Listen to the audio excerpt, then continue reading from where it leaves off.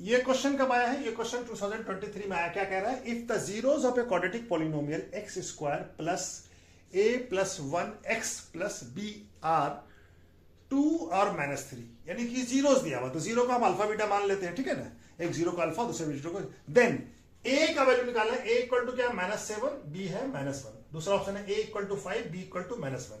सी में है A equal to 2, B equal to -6, और डी है A equal to 0, B equal to -6। ठीक है, तो चलिए हमारा पी एक्स क्या दिया हुआ, पॉलिनोमियल क्या दिया हुआ है? X square plus a plus 1 x plus B.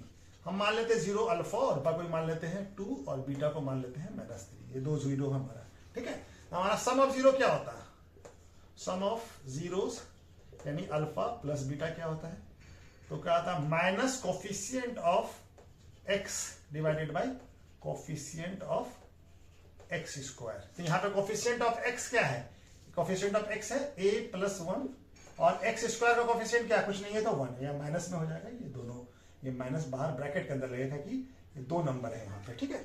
तो क्या हो जाएगा? इसका वैल्यू कितना है? अल्फा प्लस बीटा का वैल्यू कहां पे? यहाँ पे निकालिए। 2 प्लस -3 इक्वल टू क्या हो जाएगा? -a प्लस 1, और ये 1 हो गया, खत्म। ये क्या हो जाएगा? 2 - 3 इक्वल टू a प्लस 1, ये ब्रैकेट है, दो अच्छा भी, ठीक है। तो ये क्या हो जाएगा?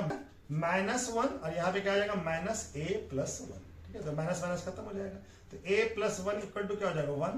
तो a इक्वल टू क्या हो जाएगा? 1 - 1, a का वैल्यू क्या आ गया? 0। a का वैल्यू आ गया हमारा 0। अब b का वैल्यू निकालना है, तो b का वैल्यू क्या हो जाएगा हमारा? यहाँ पे बना लेते हैं। तो b क्या है हमारा? प्रोडक्ट ऑफ जीरो क्या होता है? प्रोडक्ट ऑफ जीरोस यानी अल्फा बीटा क्या होता है? कांस्टेंट